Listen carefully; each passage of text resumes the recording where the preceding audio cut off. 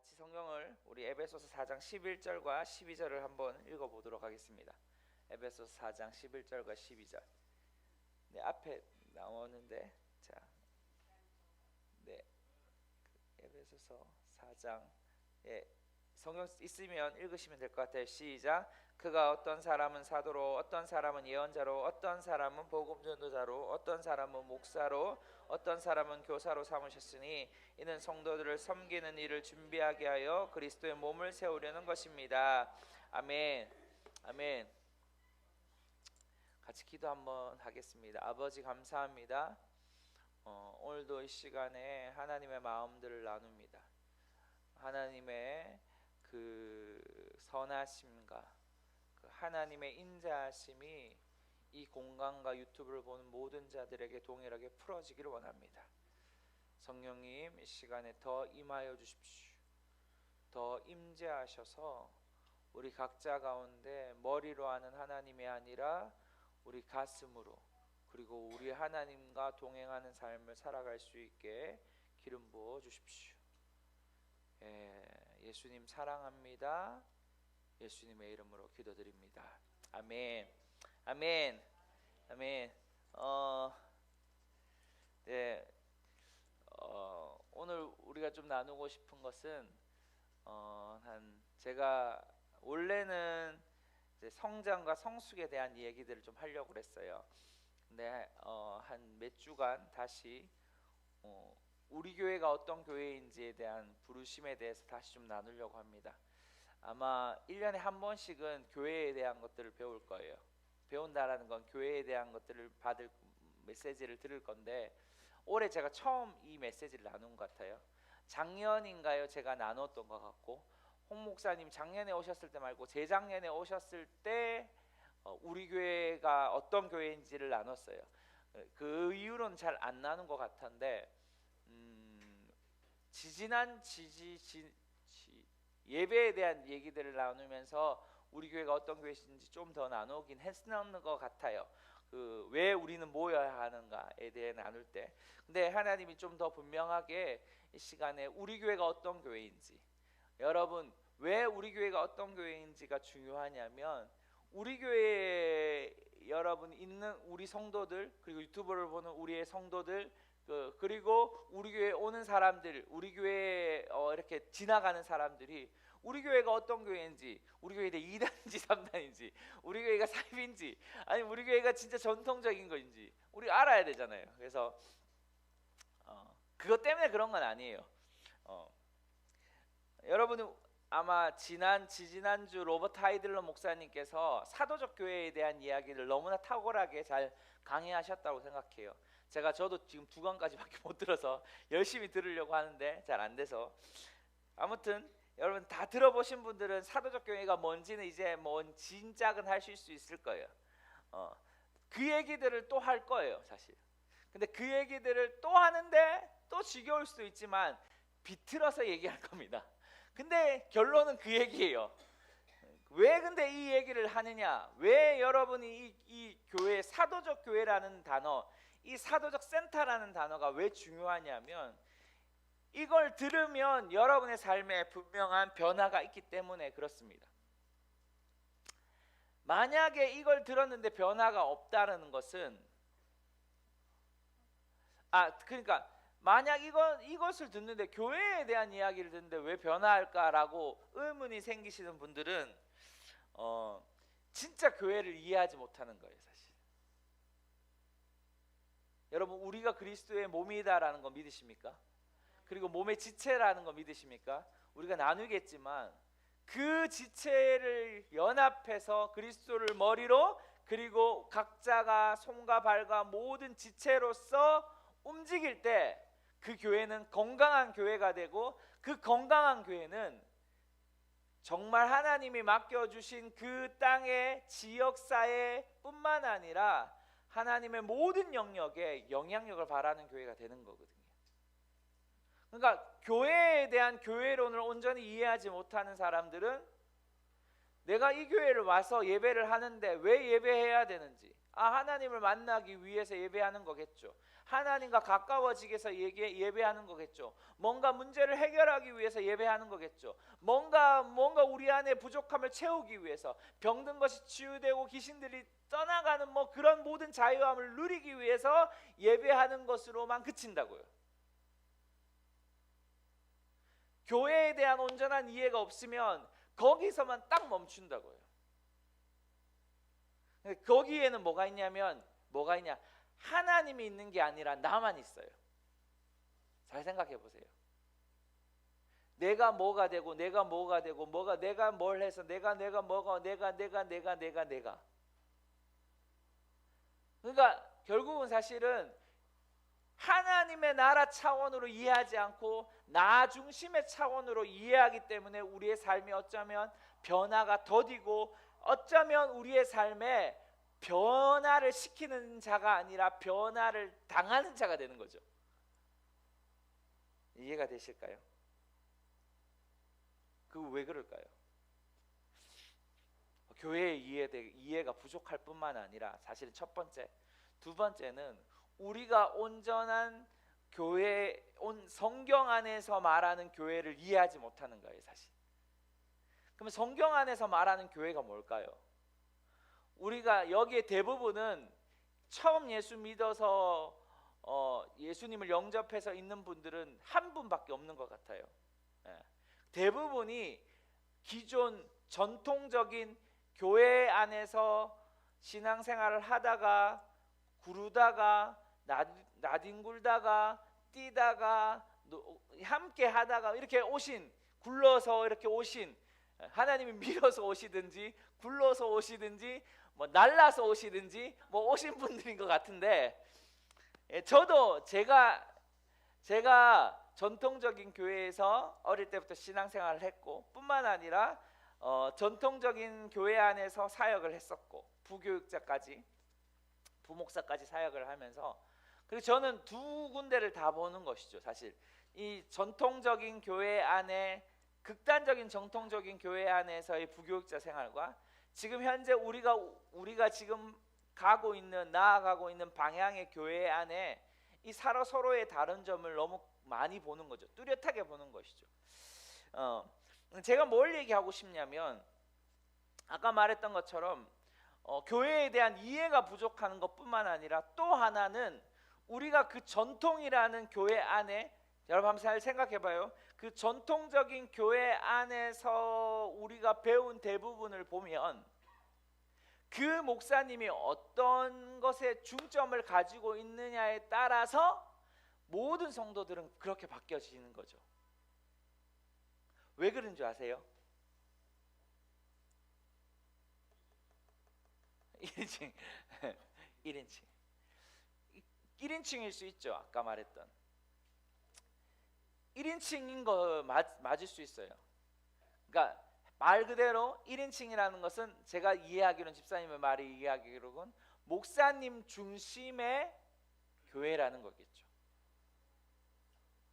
제 얘기가 이해가 되세요? 그러니까 목사님 한 분의 스타일에 따라서 그 교회가 움직여지잖아요. 어쩌면 저도 저 스타일에 따라서 교회가 움직여질 수 있어요. 근데 다른 점이 있어요. 그 목사님이 무엇을 추구하느냐에 따라서 달라지는 거죠. 제가 말한 무엇을 추구하냐면 이거예요.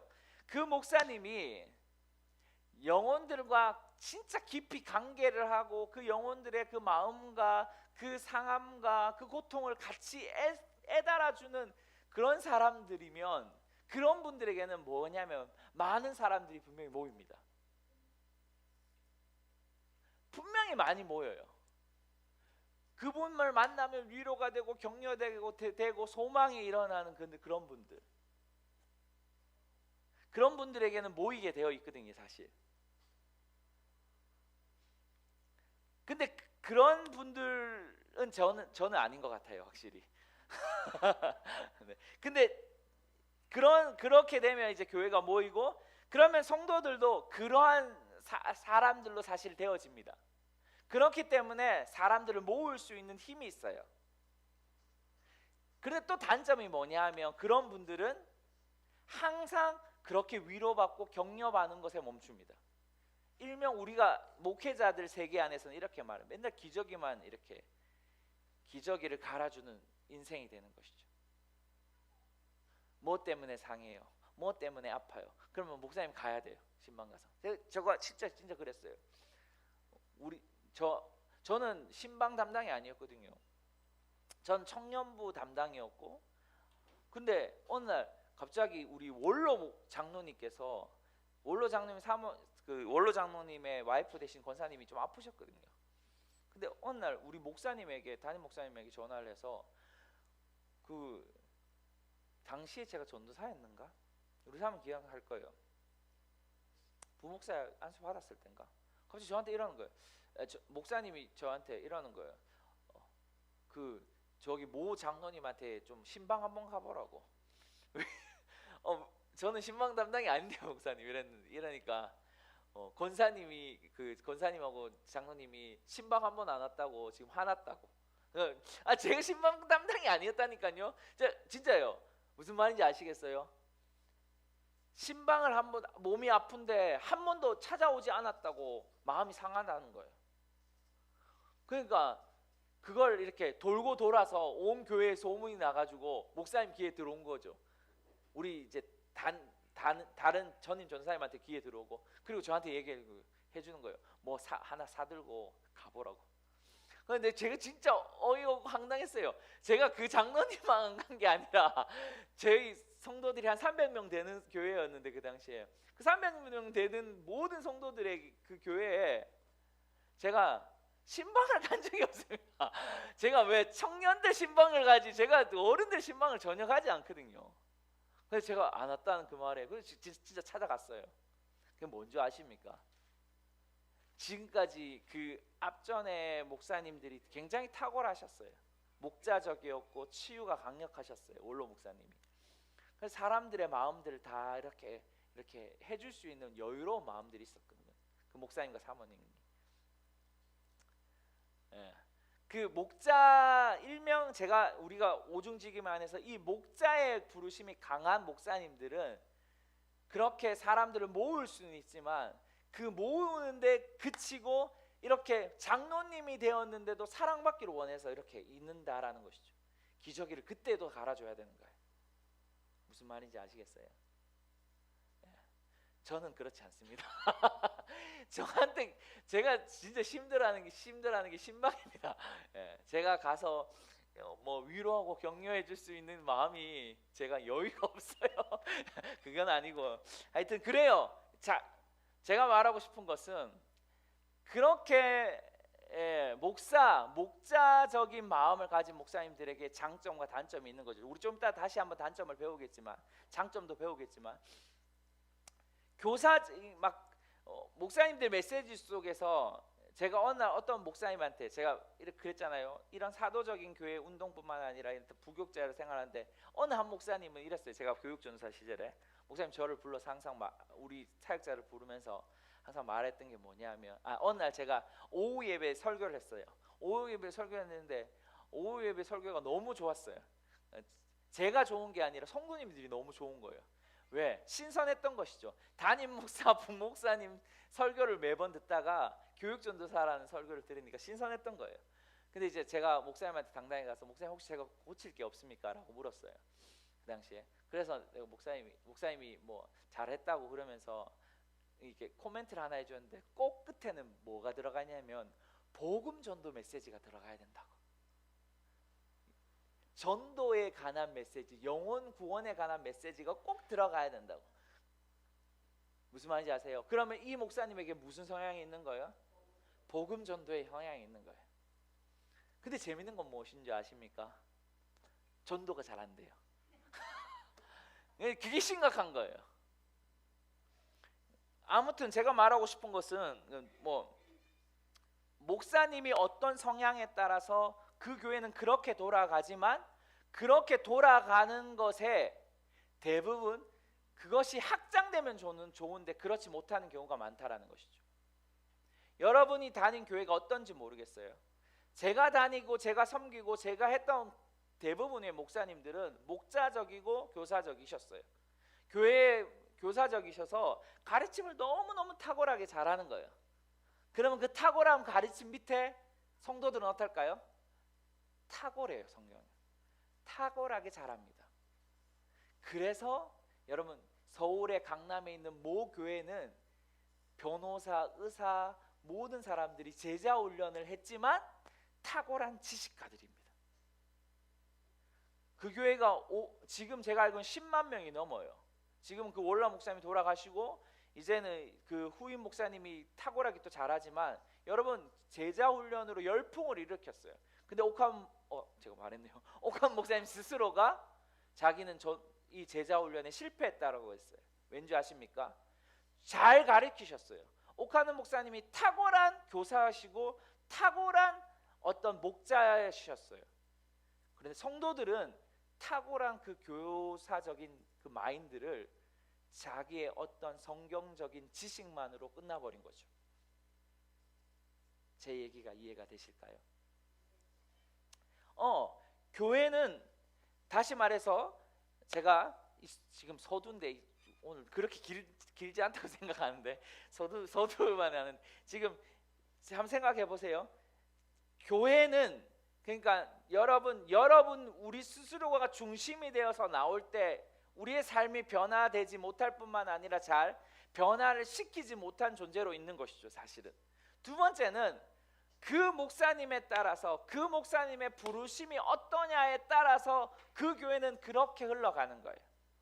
모든 성도들이 목자가 되든지 모든 성도들이 교사가 되든지 해기라시키는 교회가 되는 것이죠. 그런데 교회는 사실 그렇게 하나님이 부르지 않았다라는 거죠. 할렐루야. 제 얘기가 이해가 되시겠어요? 제가 성령 사역을 배운 지가 이제 20년 가까이 된 것 같은데 성령 사역 안에서도 이 단어 사도적이라는 단어가 나온 지는 이제 한 15년 본격적으로 나온 지가 그리고 홍 목사님을 통해서 이제 이것이 외쳐지는 지가 한 10년 이상 된 것 같다라는 거죠. 그런데도 아직도 수많은 교회들이 이 사도적이다라는 말을 이해하지 못하고 있는 것 같습니다. 그러니까 우리는 지금까지 뭘 배웠냐면 목양적 교회 안에서 배웠어요. 그러면 목양적 교회 안에서 배운 시스템이 우리의 교회 안에 들어올 때 뭐가 되냐면 충돌이 되거든요. 분명히 충돌이 돼요. 우리 성도님들 안에 충돌이 될 겁니다. 나는 내가 마음이 이렇게 어려운데 우리 목사님 왜 안 올까? 이런 생각 가지고 있으면 손들으라 말 안 할게요.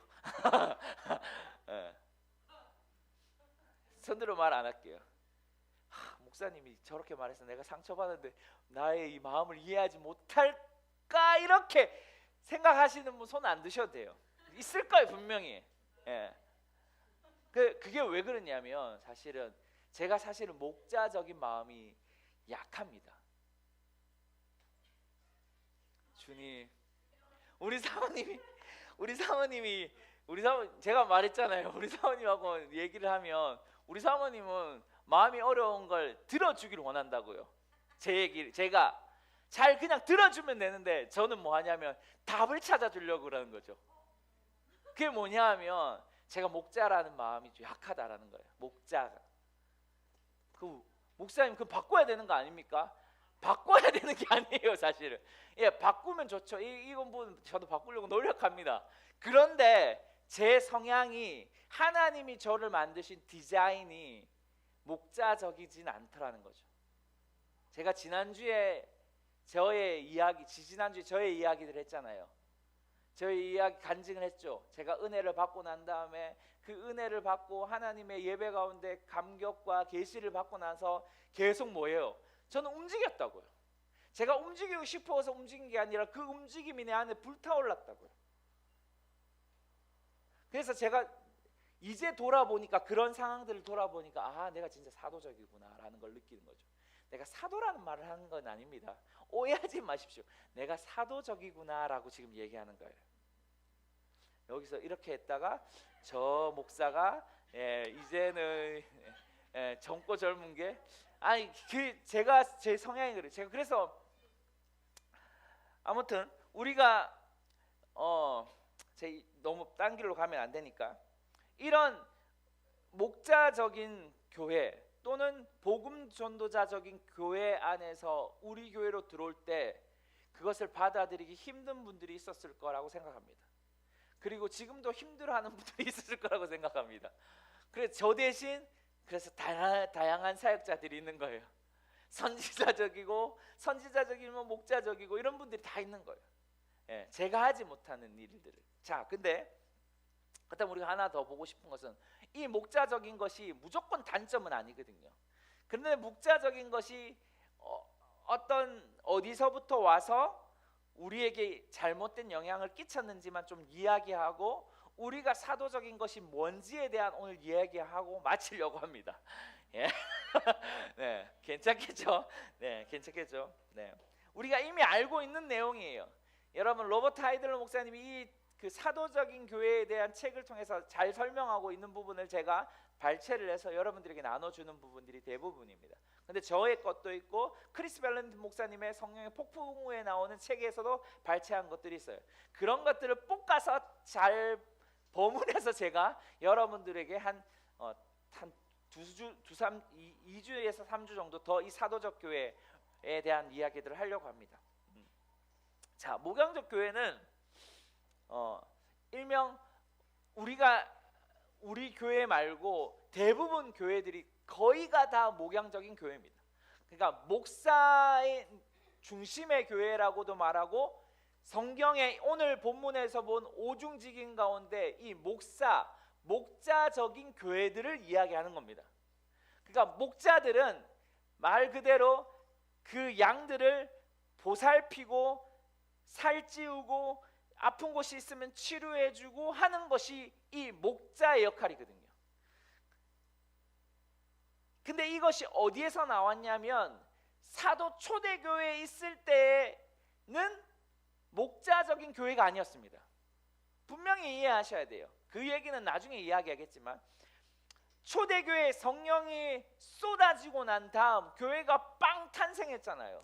그때 하나님이 목자들을 일으키셨냐요? 라고 하면 아니죠. 누구들을 일으키셨죠? 사도들을 일으키신 거거든요.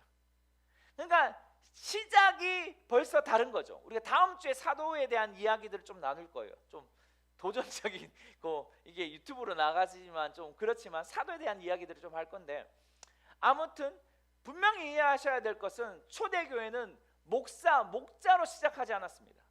사도로부터 지난주에 기억나세요? 사도의 가르침을 받아서 성도들이 모였다라는 거예요. 할렐루야. 그래서 여러분들이 분명히 이해하셔야 되는 초대교회, 우리가 매번 초대교회로 돌아가야 합니다. 초대교회 역사가 일어나야 하고 초대교회의 모습이 나와야 합니다 라고 말한다라면 우리의 회복의 첫 번째는 사실 뭐냐면 사도인 것이죠. 우리 다음 주에 더 구체적으로 이야기하겠지만 오늘날 사도가 다음 주에 설교 제목이 딱 정해놨어요. 사도가 있냐 없냐? 도전적으로 사도가 있냐 없냐? 교회에요 사도가 있는가 없는가 뭐 이런 식으로 하려고 합니다. 근데 중요한 것은 그렇게 사도로부터 시작된 교회가 바로 초대교회였다고요. 그러면 목양 중심, 목사 중심의 교회는 언제부터 시작되었냐? 교회가 그런 시간들을 흘러오죠. 교회가 그리고 그런 시간들 속에서 엄청난 번성과 확장이 일어나죠. 로버트 하이들러 목사님은 최대한 얼마까지 로마 제국 안에서만 50% 이상의 구원의 역사가 일어났다라고까지 이야기하는데 그건 모르겠어요. 아무튼 그렇게 강력하게 교회가 확장되었던 시기가 바로 초대교회 시대였어요. 근데 그 속에 뭐가 있었어요? 핍박과 환난과 고통이 있었죠. 수많은 사람들이 죽어나갔죠. 자식들이 보는 앞에서 자식이 죽어나가는 것을 현장에서 봐야 되는 그런 고통스러운 상황. 그 상황에 뭐예요? 신앙인들은 그들 신앙을 지켰죠. 예수 그리스도를 붙잡았죠. 할렐루야. 그래서 312년에 중요한 일이 일어나요. 그게 뭐냐면 동로마 제국의 왕자의 1인자의 다툼이 일어납니다. 그게 누구냐면 콘스탄틴과 막센티우스라는 사람이에요. 이 두 사람이 있었는데 이 두 사람이 312년에 싸움을 벌여서 예, 콘스탄틴이 이기게 되고 그 동쪽에 있는 제국을 차지하게 된 1인자가 됩니다. 그가 313년에 무슨 일을 하냐면 바로 기독교를 국교화하게 돼요.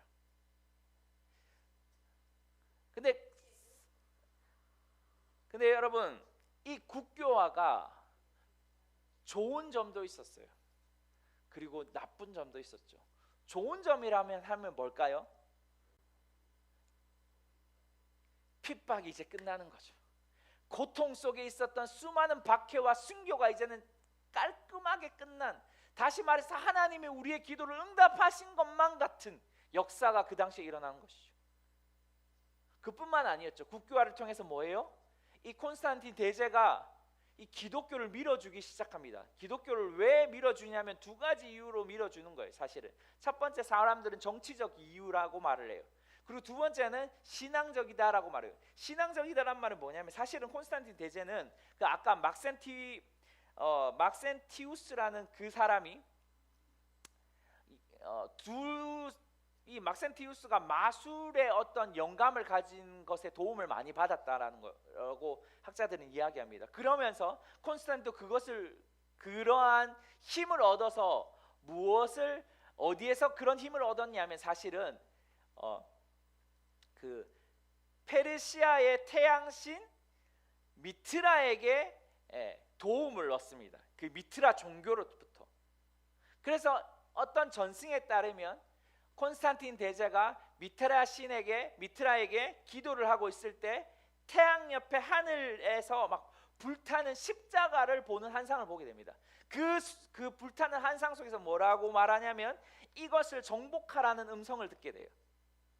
그러면서 뭐 하냐면 이 콘스탄틴 대제가 기독교의 힘을 빌려서 그 싸움에서 이기고 제왕이 아니죠. 그 1인자의 자리를 차지하고 그리고 313년에 기독교를 국교화하게 됩니다. 그 국교화는 그때 무슨 일을 하냐면 수많은 기독교를 밀어주게 돼요. 도와주게 되고 얼마나 그런 것들을 많이 하냐면 예를 들어서 이런 것이죠. 새로운 종교를 개종하려는 유력 시민들이 있을 거 아니에요. 그런 시민들에게 막 선물도 제공해주고 그리고 수천 명의 로마 엘리트들이 황제가 합류한 그 교회에 오게 되는 역사가 일어나는 것이죠. 그러한 상황 속에서 콘스탄틴 대제가 무엇을 하는지 아십니까? 바로 이 기독교를 자기가 주무를 수 있는 집단으로 만들려고 합니다.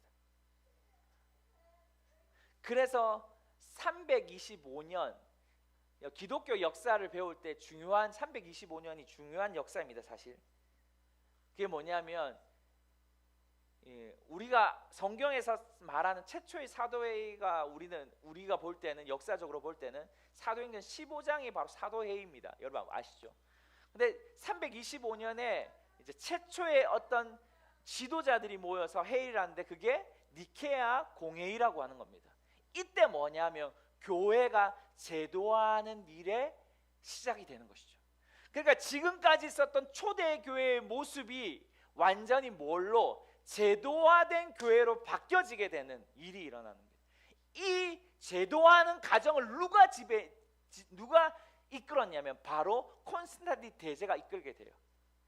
그래서 뭐 하냐면 대부분의 미트라 신에서 섬겼던 그 모양과 모습들을 기독교로 가져오게 되는 일이 있습니다. 대표적으로 우리가 아는 이런 성전과 같은 화려한 성전, 여러분 왜 가톨릭이 화려한지 아십니까? 바로 그 미트라 신의 성전이 화려하기 때문에 화려한 것들을 가져오게 돼요. 궁전처럼 화려하잖아요. 그렇죠? 가톨릭 가면 여러분 한번 제가 유럽에 있는 가톨릭은 가보지 않았는데 그걸 가져왔으면 좋았을 건데 캐나다에도 굉장히 가톨릭이 화려합니다. 여러분 근데 거기가 지금 뭐 미사를 드릴까요? 아니요, 미사 안 드려요. 오직 관광지입니다. 아무도 없는 허황된 아름다운 막 여러분 진짜 삐까뻔쩍합니다. 그러한 것들이 어디냐면 미트라 신에서 나왔습니다. 그러니까 교회가 우리도 여러분 영혼이 구원되고 우리도 성도들이 많아지면 또 교회를 지을 수도 있겠죠. 예.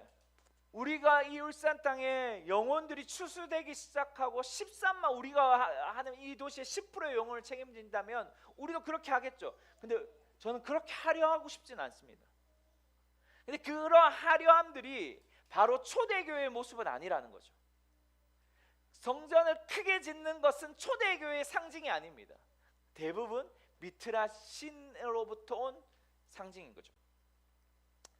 그리고 여러분 미트라 신에는 사제가 있었는데 사제를 뭐라고 말하냐면 파파, 교부라고 했습니다. 그리고 그 사제 위에 대사제, 일명 교부 중에 교부를 이렇게 표현하더라고요. 파테르, 파투룸이라는 이야기를 쓰는데 이게 파파군요. 이게 교부가 빠더고 그 다음에 교부 중에 교부, 대사제라고 말하는 사람들은 아까 말했던 파테르, 파투룸 또는 파파라고 하는데 교황이다라고 불러지는 거예요. 이해가 되세요? 자, 그런 미트라 대사제는 그 반지를 끼고, 여러분 혹시 보셨는지 모르겠어요. 여러분 교황이 모자 큰 거 쓰잖아요. 미트라 사제는 빨간 모자를 쓴다고 합니다. 이런 빨간 모자 길다가 제가 찾아왔는데 그걸 보여주지는 못할 것 같아요. 아무튼 그러한 빨간 모자를 끼고 그 다음에 그 목자의 지팡이와 열쇠를 상징하는 것을 가지고 있고, 그리고 로마의 바티칸 힐에 있는 신전에서 다스리게 되는 것이죠. 그렇게 교회 시스템이 325년 니케아 회의에서 만들어지고 제정되어지게 돼요. 그때부터 교회는 어떻게 될까요? 타락의 길로 가게 되는 거예요. 타락의 길이라는 말이 뭐냐면 성령님이 없는 역사하심이 일어나는 거예요. 성도들은 뭐 할 수 없는 아무것도 아닌 존재. 예? 그렇죠. 관람객, 구경꾼의 존재로 이제 서 있게 되는 겁니다. 누구만이 유일한 존재가 돼요? 거기에 있는 사제 또는 교부 중에 교부인 교황만이 신으로부터 계시를 받는 존재로 남아 있는 거예요. 이것이 얼마 동안, 사실은 여러분 부흥의 계절이 100년마다 거의 큰 부흥이 있었다고 해요. 근데 그 부흥이 오래가지 못했죠. 그 부흥이 뭔가 교회 안에 개혁을 다시 한번 일으키지 못했어요. 그 부흥들이 사실은 초대교회의 모습으로 돌아가지 못했어요. 그런데 1500년 대 놀라운 일이 일어나죠. 그게 뭐예요? 종교개혁이라는 것이 일어나요. 루터를 통해서, 칼빈을 통해서 종교개혁이 일어납니다. 그들이 무엇을 반대하냐면 사실은 과거의 초대교회에서 잃어버렸던, 그리고 미트라 신으로부터 왔던 그 모든 제도들을 반대해요. 그 대표적인 게 뭐예요? 성경을 모든 사람들이 보게 하는 것. 또 뭐예요? 모든 사람들이 제사장으로서 하나님을 만날 수 있는 길을 열어주는 것. 이해가 되실까요? 그 전까지 1500년 때까지는 뭐 했어요? 그냥 우리는 구경꾼, 아까 말했던 관람객으로 불과했거든요. 한 사람이 하나님으로부터 받은 그 메시지를 전달받고 듣기만 하는 그런 모습. 그런데 마틴 루터는 그것들에 대해 반대했죠. 근데 안타까운 것은 그 성경을 우리에게 줬을 뿐만 아니라 우리를 제사장, 그리고 예수님을 대제사장으로서 바꾸었지만, 용어들은 바꾸었지만, 그리고 그 당시에 교부를 어디서 찾았냐면 성경에서 가장 좋은 단어가 뭘까요? 바로 우리가 지금 보고 있는 목사라는 단어로 바꾸게 됩니다. 그런데 뭐는 없어요? 교회의 제도는 바꾸지 못하는 거죠. 교회의 기능들은 바꾸지 못했어요. 그 기능들이 시대를 오면서 하나님께서 바꾸어가고 있다라는 것이죠. 그리고 오늘날 우리에게 이 하나님의 초대교회의 모습이 무엇인지를 지금 보여주고 있는 것이죠. 그래서 대부분의 많은 교회들은 어디서부터 온, 과거 제도화된 교회에서부터 오는 목사 중심의 교회를 계속 습득하고 있는 거라는 거예요. 이해가 되실까요? 제 얘기가 이해가 되실까요? 너무나 좀 짧게 소개를 해서, 그러면 제가 목사 중심의 교회가 다 나쁜 것처럼 얘기하는 것 같아서, 제도화된 거니까 다 나쁜 거예요, 그럼 목사님? 제가 그런 말은 아닙니다. 목사가 서두에도 제가 뭐라고 했어요? 필요하다 그랬어요. 근데 그 필요함을 무엇을 데니 실크 목사님이 존중의 문화에서 잘 표현하고 있는데 이렇게 말하고 있어요. 한번 볼까요? 글 한번 보여주세요. 네, 우리 같이 한번 읽었으면 좋겠습니다. 시작. 표적과 기사들은 정말 대단해요.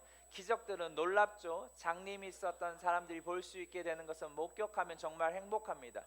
그러나 우리는 사람들을 돌봐주며 성경을 가르쳐주고 또 너무 감성적이거나 감정적이지 않는 교회에 가려고 합니다. 지금 이 교회에서 새 신자들이 정착할 수 있는 길이 없어요 라고 말한 사람들을 보았다. 이 말을 한 사람의 마음이 좁은 것이 아니냐고 반문할 수도 있다. 그러나 처음에는 사도적 지도자들과 그들의 부흥사역에 마음을 쏟지만 얼마 가지 않아 돌아서는 사람들도 전형적으로 또 실제적인 불만이다. 하늘이 열리지만 교회는 나가는 뒷문도 열려 있다는 것이 달콤하지만 동시에 쓴맛이 나는 사도적 지도자들의 사역이다. 아멘. 무슨 말인지 아시겠어요? 무슨 말인지 아시겠어요? 목사가 없으면 뒷문은 항상 열려 있는 거예요. 한국교회 영성사역이라고 말하고 일명 한국교회 성령사역이라고 말하는 교회들이 왜 많은 교회들이 크지 못하는 줄 아십니까? 뒷문이 활짝 열려 있기 때문에 그렇습니다. 우리는 그걸 지켜봤거든요. 나는 그걸 지켜봤어요. 제가 그랬잖아요. 저는 전통적인 교회도 있어봤고 저는 성령사역하고 사도적인 교회를 꿈꾸는 교회도 있어봤다. 그때 우리 그 교회도 작았거든요. 왜 그럴까요? 뒷문이 열려 있는 거예요. 목사들은 필요합니다. 그런데 목사 중심의 교회가 될 때 문제는 제가 이제 말할 거예요. 뭐 할 수 없냐면 아까도 말했던 초대 교회의 모습은 꿈꿀 수 없는 거예요. 목사 중심의 교회가 된다면 교회 성도들은 1명, 2명, 3명씩 더 늘어날 수도 있을 겁니다. 그런데 성도들은 제사장으로, 성도들은 하나님의 부르심을 가진 비전가로서, 하나님의 꿈을 가진 꿈꾸는 자로서 있지 못할 겁니다. 제 얘기가 이해가 되실까요? 왜 우리가 그래서 오중직임을 하는지 아시겠어요? 여러분들이 사역을 하는 거죠. 여러분들이 이 오중직임이 여러분 스스로가 장착하고 뿐만 아니라 여러분 여기에 오중직임에 포함되지 않는 사람도 있을 수도 있어요. 이 오중직임 사역자가 아닐 수도 있어요. 그러면 여러분은 어디에 들어가는 거예요? 세상 한복판 가운데서 가장 어두운 곳에서 여러분 빛을 비출 수 있는 비전가로서, 여러분 하나님의 나라를 확장할 수 있는 킹덤 빌더로서 있을 수 있는 거죠. 여러분 수많은 목양적 교회들이 뒷문은 잘 닫아놓지만 사람들에게 힘을 실어주지 못하고 비전을 가지지 못해서 뭐 할 수 없냐면 세상 한복판에서 승리하는 기독교인으로 못 만들잖아요. 제가 지난번에 얘기했던 것처럼 제가 막 청소년들 기도회를 통해서 동아리도 하나님 만들게 하시고 청소년 집회도 했다 그랬잖아요. 여러분 집회하고 난 다음에 제가 뭘 느꼈는지 아십니까? 변화되지 않는 우리의 모습을 보더라는 거예요. 왜 그럴까요? 집회를 하고 여러분 열광적으로 여러분 뛰면서 찬양하고 눈물을 흘리고 여러분 거기서 방언도 받고 막 이런 사람도 있었어요. 그러면 그 뒤에 세상 가운데 나갔을 때는 어떻게 해야 돼요? 그러한 것들이 세상 가운데 풀어져야 되잖아요. 근데 풀어지지 못하는 거예요. 왜 그럴까요? 교회는 그대로 목양적이기 때문에. 교회는 사람들에게 비전을 심어주지 못하고, 사람들에게 하나님의 임재의 능력을 심어주지 못하고, 사람들은 제사장으로서, 사람들은 어떤 이런 다양한 은사를 가진 예언자고 목자고 여러분 복음전도자고 교사로서의 그 부르심을 키워주지 못함으로 인해서 성도들은 교회 생활 따로 세상 생활 따로가 되더라는 것이죠. 우리 교회는 그렇지 않다는 거예요. 자, 그러면 한번 봅시다. 사실 그래서 목양적 중심의 교회, 그러면 한번 봅시다. 목양적 모습은 필요 없는 것이 아니라고 저는 생각합니다. 목사는 제가 말한 오직지기만에 꼭 필요한 존재입니다. 여러분, 복음 전도자를 통해서 한 영혼이 들어옵니다. 그러면 목사에게 전달돼요. 우리 저 그림을 한번 보세요. 목사에게 전달돼요. 그럼 목사가 그 사람을 뭐예요? 치유하고, 여러분 상처를 싸매어주고, 여러분 마음을 살펴주고, 여러분 지금 제 얘기를 들으면 여러분들이 나는 이런 부르심이 있구나, 나는 여기 영역에 맞구나라는 걸 눈에 뜨셔야 됩니다. 여러분 꼭 이거 체크 안 해도 돼요. 여러분이 끌리는 게 있어요. 여러분 그렇게 되는 거거든요. 그러면 그 목자는 누구에게 전달되냐면 선지자에게 보내줍니다. 왜 선지자에게 보내줘요? 선지자를 통해서 그 사람의 인생의 부르심이 뭔지를 알거든요. 꿈이 뭔지를 알거든요. 그렇죠, 예언을 통해서. 그리고 선지자는 누구에게 보내요? 교사에게 보내요. 교사는 뭐래요? 하나님의 말씀을 통해서, 진리의 말씀을 통해서 성도들의 삶을 가르치는 게 아니에요. 우리의 심각한 문제는 뭐냐면 교회 안에 도덕적 삶을 가르치는 도덕적 집단으로만 바뀌어버렸단 말이에요. 제가 좀 가격합니까? 도덕적인 삶의 도덕적인 모습, 어떻게 하면 쓰레기를 버리지 말아야 되고, 어떻게 하면 여러분 운전을 할 때 우회전하면 깜빡이를 잘 넣어야 되는 그런 존재로만 만들어놨단 말이에요. 그거는 동사무소 가도 충분히 배울 수 있는 것입니다. 그건 학교에 가서도 도덕 시간에, 윤리 시간에 충분히 배울 수 있는 겁니다. 교회는 그런 것이 아닙니다. 교회는 하나님의 나라를 이 땅에 가지고 오는 사람들을 만드는 겁니다. 그래서 여러분 교사를 통해서 뭘 배우냐면 초자연적인 하나님의 그 성품과 능력을 통해서 어떻게 하나님의 나라를 성경적인 관점에서 더 개발할 수 있는지를 배우는 거예요. 그리고 사도에게 전달돼요. 사도에게 왜 가요? 보냄을 받기 위해서 가는 거예요. 네 삶의 부르심이 우리 다음 주에 배우겠지만 당신의 삶의 부르심의 위치가 어디고, 당신의 오중직임의 위치가 뭐고, 당신의 7대 영역 가운데 어디로 나아가는 것이 맞는지에 대한 눈들이 누구에게 있다? 사도들에게 있다는 거예요. 그것이 사도적 사역을 하는 사람들의 모습입니다. 다음 주에 더 구체적으로 나누겠지만, 아무튼 그래서 사도적 교회는 목사 한 사람의 중심으로 이어지는 것이 아니라 이렇게 5가지의 기능을 가지고 교회는 움직여져야지만 진정한 사도적 교회의 모습이라는 거예요. 그래서 여러분들에게 이 오후 시간에 그냥 딴짓하지 마시고, 그냥 놀지 마시고, 우리도 궁금한 거 있으면 물어보고 막 놀면 좋죠. 그런데 여러분 오중직인 가서 여러분 치유도 한번 해보고, 여러분 예언도 해보고, 여러분 저기 소조에 가서 목자를 어떻게 치유하는지도 배워보고 하라는 거거든요. 왜? 여러분은 지금 맨날 어린아이처럼 기저귀만 갈아주는 사람을 기다리면 안 되는 거예요. 할렐루야. 성장과, 그래서 제가 나중에 그 다음 설교 제목이 성장과 성숙하셔야 돼요.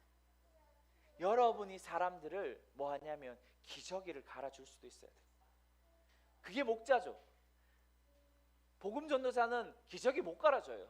자꾸 우리가 뭐냐면 기저귀를 복음 전도자에게 갈아주라 하니까 성도들은 그냥 교회 사람은 교회 일을 하고 나는 세상 가서 일한다, 이렇게 되는 거예요. 여러분 지난번에 우리 이갈렙 선교사님 사모님 홍영란 선교사님 오셨잖아요. 그때 홍영란 선교사님이 마음이 가장 어려울 때 뭐가 끌린다 그랬어요? 기억나세요? 복음 전도가 끌린다 그랬잖아요. 왜요? 그분에게는 그 기름 부으심이 있는 거예요. 여러분 마음이 가장 힘들 때 딴짓하지 마세요. 나도 그래. 마음이 가장 힘들 때 내가 살아 뭐하노? 내가 무슨 소망이 있겠노? 우리가 내가 어제도 우리 와이프랑 신경질 난다고 신경질 난다고 제가 신경질 나면 저도 험한 말을 할 때가 있거든요. 우리 와이프한테 막 와이프한테 욕하는 게 아니라 여러분 오해하지 마세요. 제가 목사지 저도 하나님 이렇게 하는 때가 근데 뭐냐면 우리가 우리의 스스로가 뭔가 기분이 안 좋거나 우리 스스로가 뭔가 되지 않을 때 우리가 뭔가 안 될 때 우린 최악의 상황을 말해요. 이게 무슨 소용이 있노? 이런 얘기까지. 이게 뭐가 필요하노? 이런 얘기까지 우리 할 때가 있거든요. 그렇게 이제는 하지 마시고 여러분이 진짜 성숙하고 성장한 사람들은 거기에서 멈추면 안 돼요. 뭐 해야 돼요? 여러분의 부르심을 계속 해봐야 돼요. 홍영란 선교사님이 말했던 그 끌리는 것에 여러분의 삶을 투자해보는 거예요. 그러면 뭐 하냐면 성장과 성숙이 일어나는 거예요. 그게 그러한 자들을 키우는 것이 바로 사도적 교회입니다. 우리 교회를 아직도 이해하지 못해서 내가 너무 안타까운 것이 있어요. 이제 거의 끝나가요. 진짜 끝나요. 내가 말한 거 2분의 1 정도 했는데 진짜 내가 안타까운 게 뭐냐면 우리 교회 이제 최하 여기 있는 분들이 최하 2년 있었고 뭐 1년 있은 분들 계시고 6개월 계신 분들 계시는데 2년 이상 있는 분들 이런 분들은 2년 포함 안 한대요. 2년 그러니까 여기 있는 사람 말고 지금 여기 있는 유튜브로 보는 사람도 있을 수도 있고 목사인 나에게 목자를 요구하지 말라고 말하고 싶습니다. 내가 목자가 되려고 노력합니다. 저도. 그래서 제가 소주 강의를 하고 다니는 거예요. 난 사실 소주 강의하기 싫어요. 저희 와이프가 했으면 좋겠지. 사람들이 저 보고 소주 강의를 해달라 할 수밖에 없어서 내가 지금 나가는 건데 한 번씩 하는데 저에게 목자를 요구하지 마실 뿐만 아니라 목양적인 교회를 요구하지 마십시오. 우리 유튜브를 보고 저를 지금 있는 분들 목양적인 교회가 아닙니다. 다시 이야기하지만 사도적인 교회입니다. 그 사도적인 교회는 지금까지도 계속 이야기했던 것처럼 여러분의 마음도 이렇게 닦아줘요.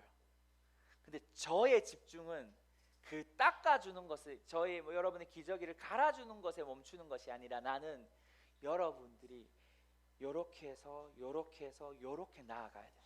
그래서 저는 계속해서 여러분을 집어 던지는 인간입니다. 무슨 말인지 아시겠어요? 저는 여러분을 세상 항복판 가운데로 계속해서 집어 넣을 겁니다. 그래서 제 메시지는 제가 지지난주 설교를 하고 나서 제가 실수한 게 있더라고요. 그게 뭐냐면 내가 목자가 없는데 자꾸 목자의 설교를 하려고 했던 부분이 좀 힘들었어요, 사실. 근데 이제 바꾸려고요. 저의 원래 메시지, 제가 좋아하는 메시지, 여러분을 계속 세상 가장 어두운 곳으로 집어던질 겁니다.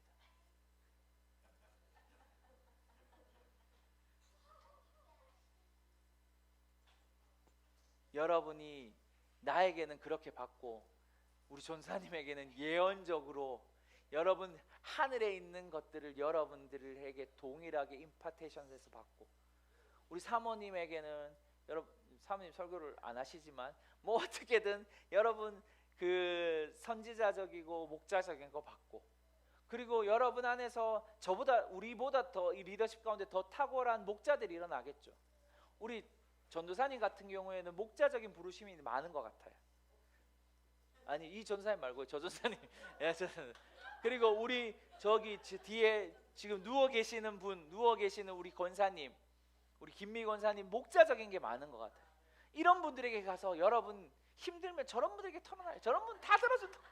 목사는 안 들어줘요. 그러니까 목사한테는 여러분 그렇게 하지 마세요. 그래서 내한테 와서 상처받았다 하면 안 돼.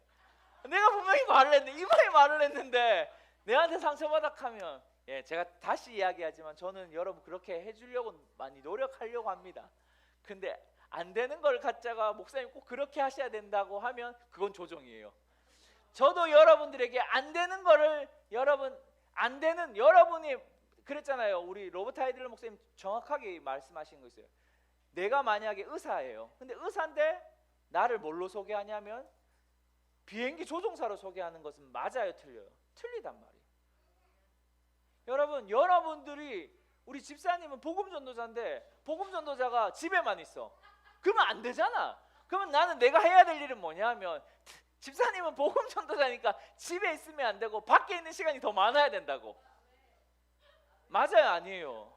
맞단 말이에요. 그래서 여러분을 통해서 뭐 하냐면 하나님의 나라가 확장되는 거예요. 마지막으로 성경 하나만 보고 진짜 마칠게요. 에스겔서 우리가 아는 말씀, 에스겔서 47장 말씀, 우리 약속의 말씀, 교회의 약속의 말씀. 예.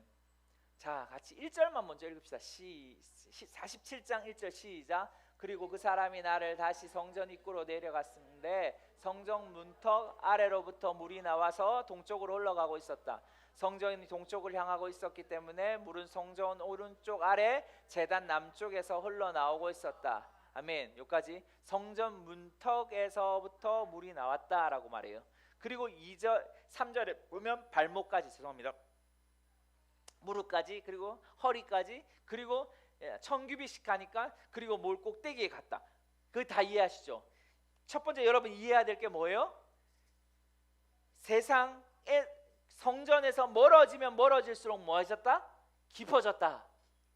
물의 깊이가 깊어졌다. 이 기억하셔야 돼요. 자, 이해가 되죠? 자, 그 다음 구절 한번 볼게요. 네. 다음 넘겨주시겠어요? 네. 네. 자, 7절부터 한번 읽겠습니다. 시작. 내가 돌아가 보니 단 강둑을 따라 수많은 나무들이 양쪽으로 서 있었다. 그가 내게 말했다. 이 물은 동쪽 지역으로 흘러 아라바로 가서 바다로 들어간다. 강물이 바다에 이르렀을 때 바닷물이 살아나는 것이다. 9절.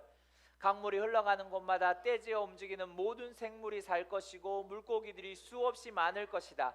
이 물이 그곳으로 가서 바닷물이 살아나게 되기 때문이다. 강물이 흘러가는 곳마다 모든 것이 살 것이다.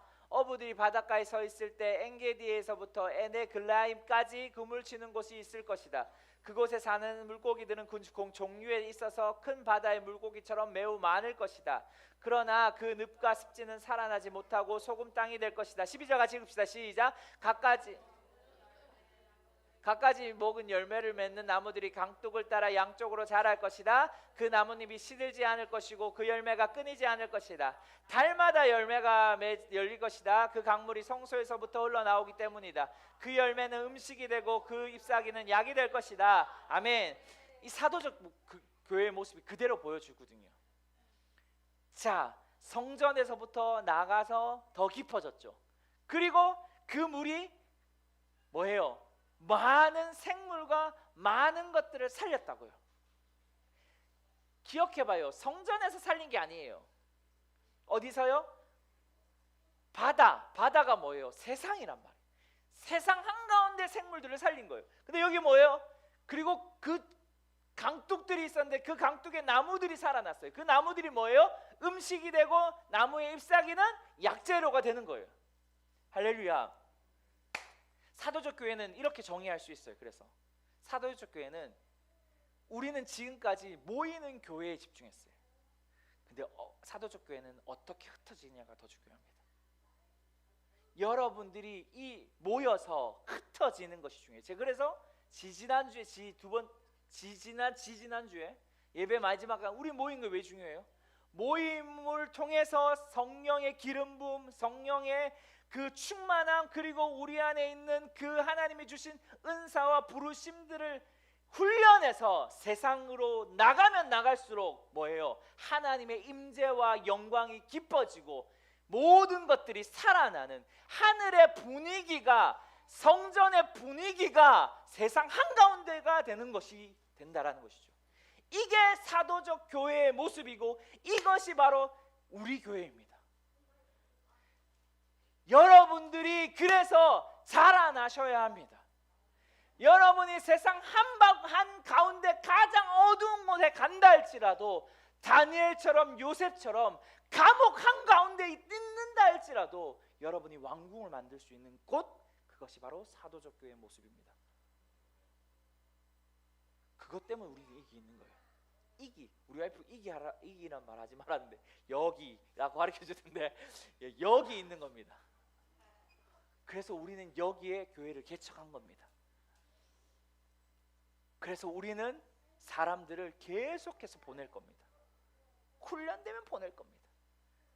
우리가 아직 훈련되지 않아서 보내지 않은 것 같이 보이지만 아니에요. 여러분 지금 잘하고 있습니다. 할렐루야. 여러분 지금 성숙하고 있습니다. 할렐루야. 이 사도적 교회에 대한 부르심이 여러분 동일하게 명확하셔야 돼요. 반주.